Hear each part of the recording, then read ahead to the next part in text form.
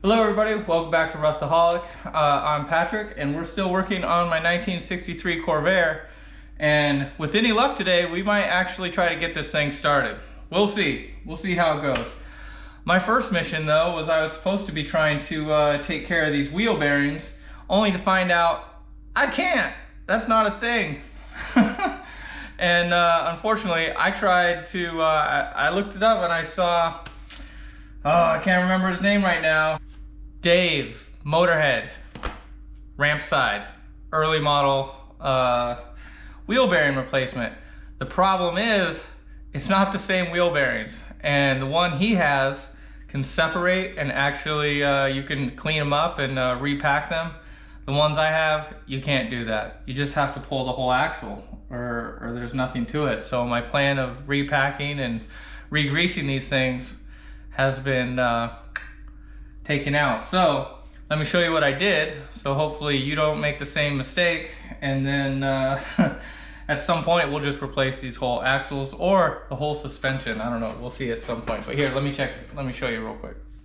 So here's my problem, is on this type I only have, you know, some dust shields and then this guy, and this is unmovable at this point. Like, you can't, I don't even know how to get that off.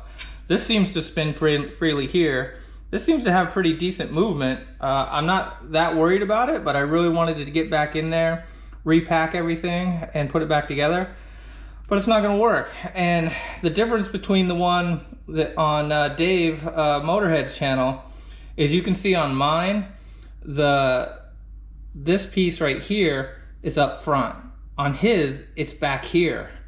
So if yours is close to the hub here, then you could probably repack the bearings.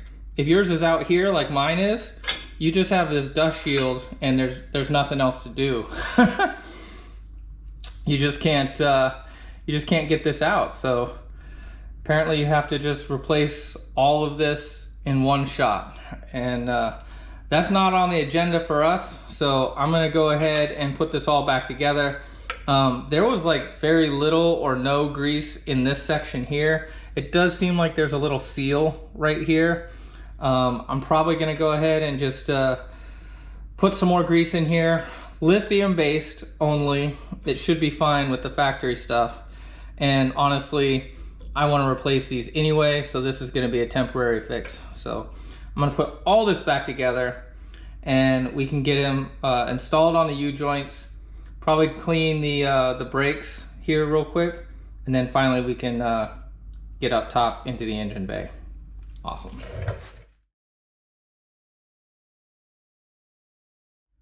All right, I got that all back together, and I'm about to try to push this back in. Now, I noticed that there's a wider section here, and there's a smaller section, and the wider section goes up top.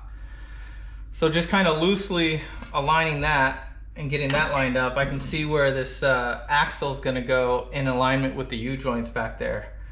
And I think what I'm going to do is I'm going to push this and get it as close as I can, and I'm going to pull that yoke out and connect it with the U-joint bolts. And I did get some new washers for that, and I got some new hardware for this section here, because I was missing a bolt previously, so now we got some new stuff. But I think that's how I'm gonna make my connection, and then I'm gonna push this in the final like inch or whatever actually onto the bolts and push that yoke into the diff at the same time. I think that'll make it easier for me to get those U-bolts onto it, and yeah, that's the plan. We're gonna stick with that. Let's see if it works here. So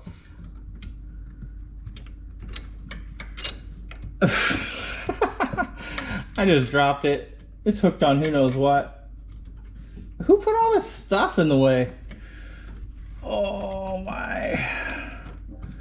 It's gone. It's literally gone. I mean, I can see it, but I can't reach it.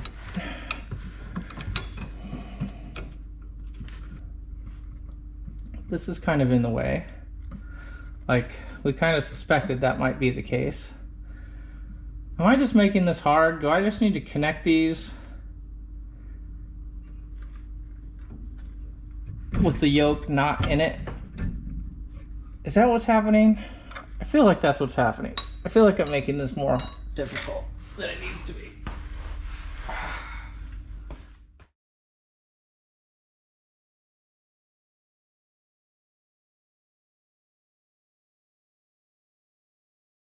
All right, let's just get these things started a little bit, just so they don't go anywhere.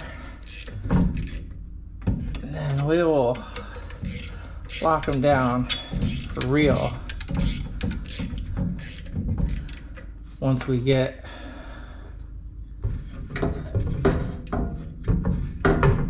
it all back in.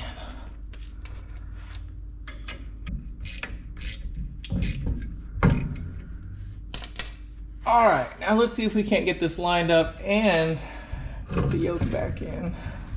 Let's see here, our side up front like that. That's what we're looking for. Are we good here? Can we? Does it like that? Nope.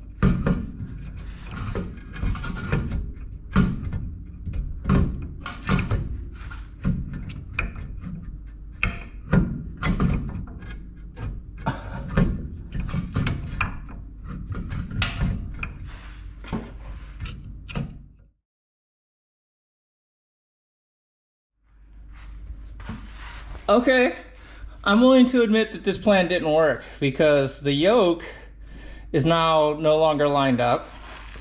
And right where you want to get it lined up, you can't because there's bolts and stuff in the way. So we're gonna pull it out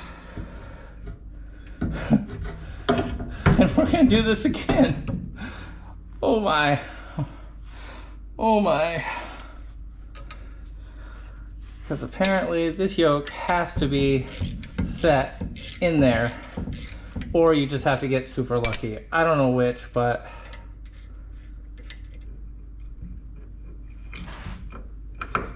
all right, there you are. There you are. Has to be a hybrid. We're gonna try this again. I'm gonna take off my safety bolt.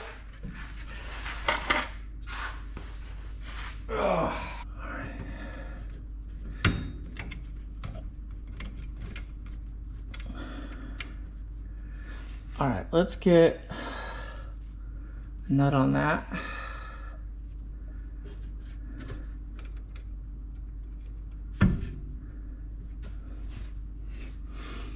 All right, now can we rotate this so I can get the other one up there? Can we do that?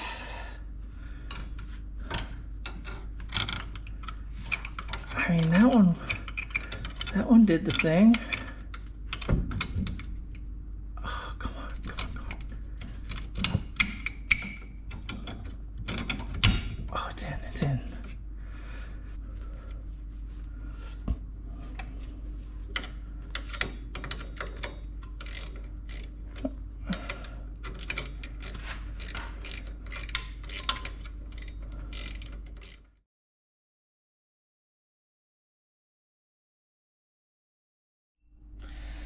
Hey guys, Patrick here. Sorry, my camera keeps getting too hot today. I don't know what it's doing. It keeps turning off. So I ended up putting both sides back together and reinstalled. Let's just let you show you right quick. And the last thing I think I'm gonna do under the car is just check the diff fluid and just make sure it's at the proper level.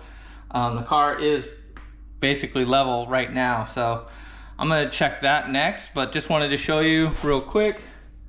You can see here, got it all back in. I got some new hardware in here as well. Only new washers on the U-joint bolts themselves, but they're all in and ready to go now. So I'm just gonna check this diff bolt right here, pull that out, and that should be to the fill line. So I'm going to use, I've got some GL5 here, which is okay for automatics. Do not use GL5 for for manual transmissions, but for my automatic, it should be just fine. So I'm just gonna check the level right there, make sure that we got enough, and then finally we're gonna put the wheels and tires back on this bad chicken and get it back on the ground. So I'm excited. Let's get it done.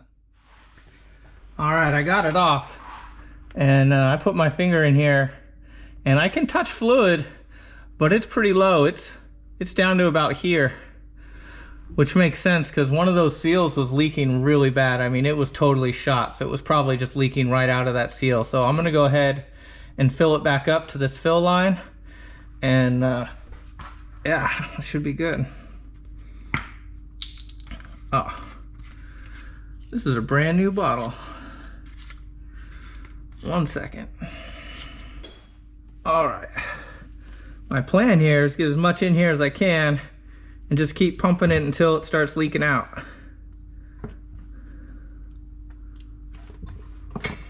All right, there we go. Now it's full.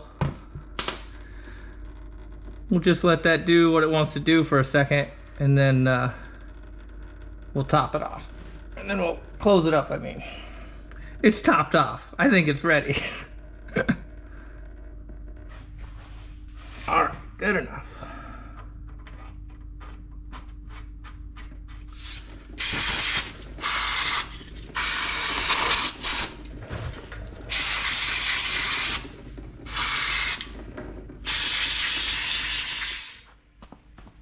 I also cleaned up the rotors, the hub. So that got painted up. Let's see here. I think it goes like that.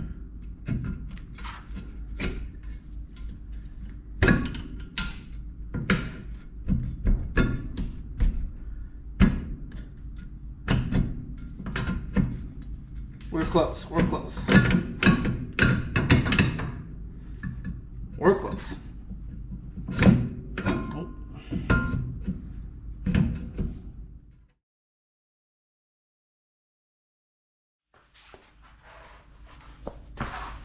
All right, so apparently I can just adjust this wheel to be just a little bit smaller, and that should give me the clearance I need.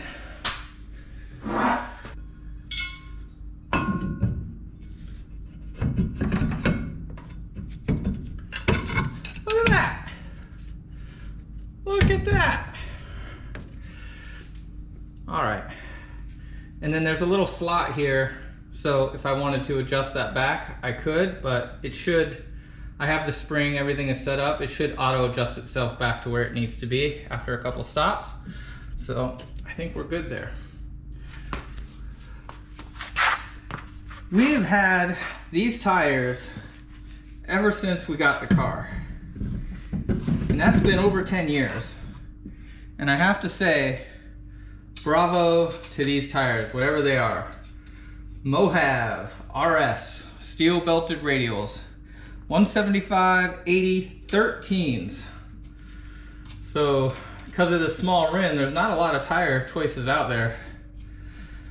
But these have never let us down. Never had a flat, didn't even have a spare this whole time. And they're still kicking, but they're pretty old. So we're gonna replace them. I think I'm gonna go with 205/60 13s. We'll see how that goes. I wish I had a late model as far as suspension is concerned for a lot more wheel choices, but this is what we got. So we're gonna go with that.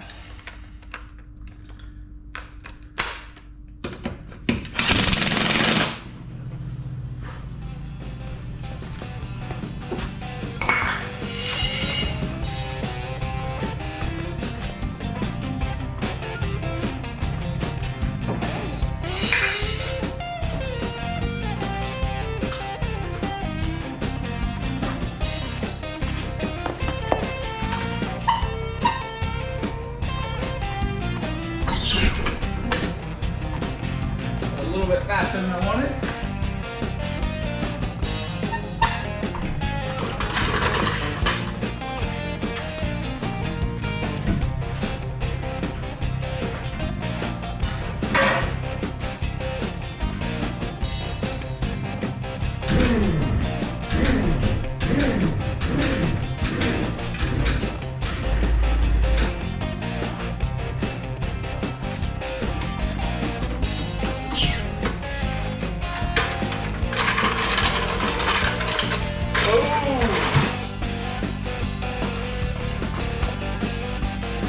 on the ground, for better or for worse. Let's hope it's for better. All right, we made it to the back of the car. It's on the ground, ready to start doing some wiring. I think I'm just going to start at the top left and just wire connect everything and just work my way around. And then we'll actually start putting parts on the car. But I'm having some camera issues today. I can't keep this thing charged, so I'm gonna try to put it on time lapse, and hopefully that'll be enough to keep it from dying. So we'll see how it goes.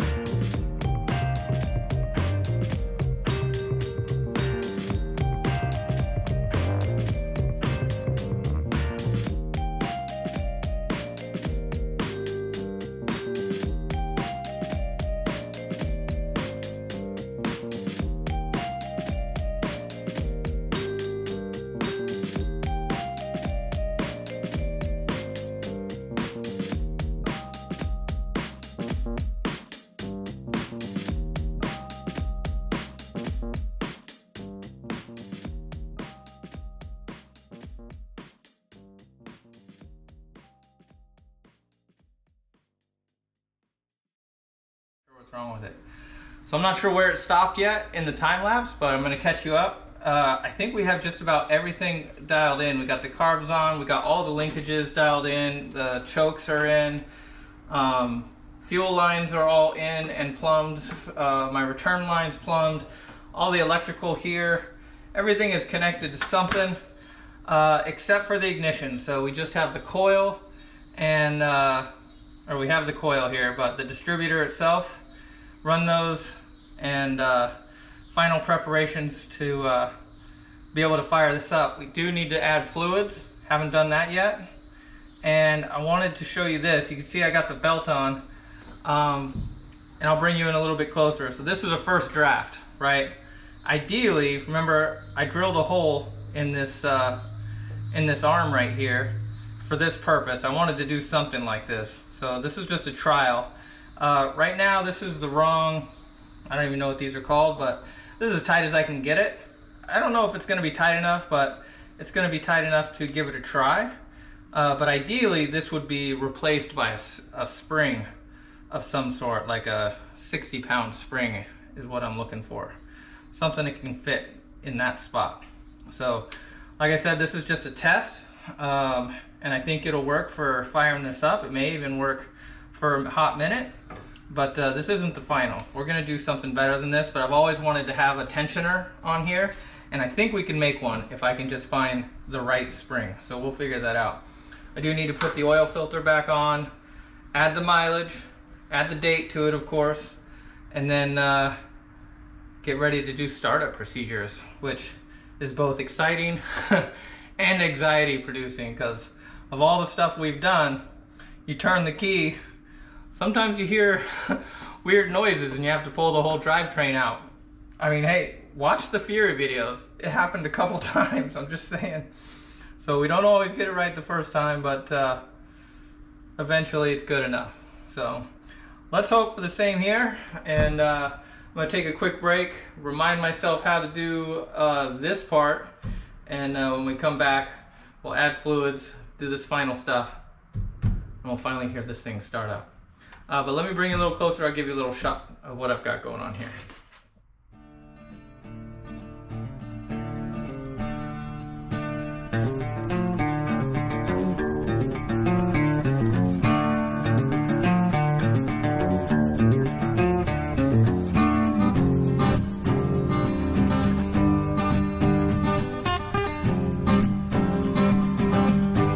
Ready to go.